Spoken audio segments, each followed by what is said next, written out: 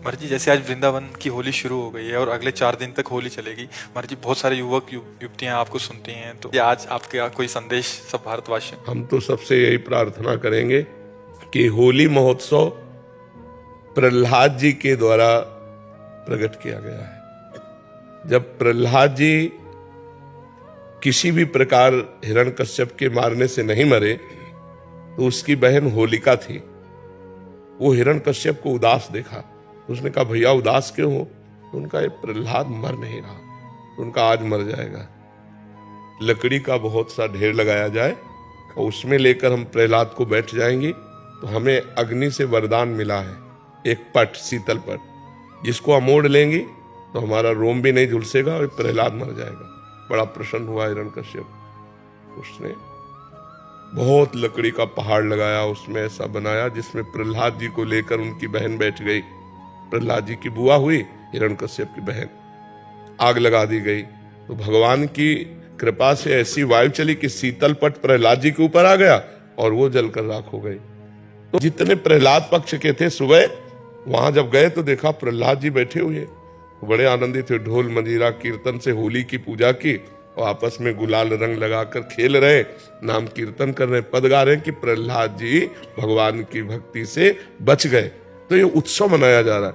ये लोग जो शराब पीते हैं, गंदे हरकतें करते हैं, एक दूसरे के चेहरे पर कालिक पोतते हैं, नालियों में ये हिरण्यकश्यप पक्ष के हैं।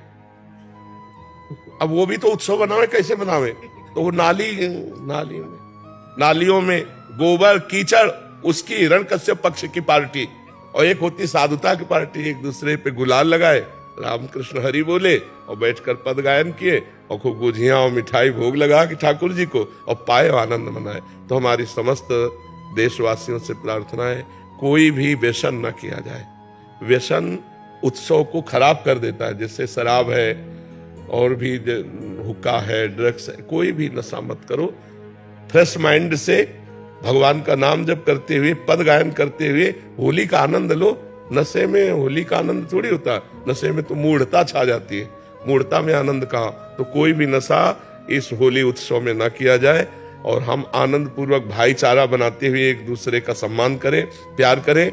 जो हमसे दुश्मनी मानते हैं, होली के दिन हम उनके भी घर जाएं और उनके गुलाल लगावें और उनसे प्यार करें। हमारा एक भी दुश्मन विश्व में ना हो, यही सबसे बड़ी हमारी प्रार्थना है। हमारे आचरण पवित्र हो, हमारा व्यवहार पवित्र हो, हमारा चिंतन पवित्र हो, तो होली सार्थक है।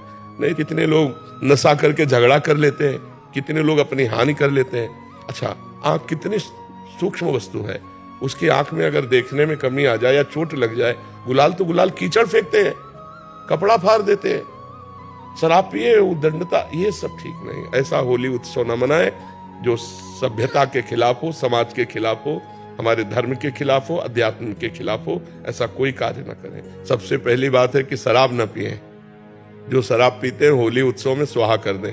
और दूसरी खास बात है, मांस न खाएं, क्योंकि आप भले जीव हत्या नहीं करते, लेकिन आप हिस्सेदार हुए, क्योंकि आप खरीद के लाते हो और खाते हो, तो आप हिंसक ही माने जाओगे। तीसरी बात, किसी माता बहन की तरफ गंदी दृष्टि मत देखो, जैसे तुम्हारी बहन ऐसे दूसरे की बहन। तो आप पवित्र ब्रह्मचर्य रहिए और जो अपनी पत्नी है उसी पे अनुराग कीजिए। ये 3 बातें छोड़ने की कोशिश कीजिए: शराब, मानुष, व्यभिचार।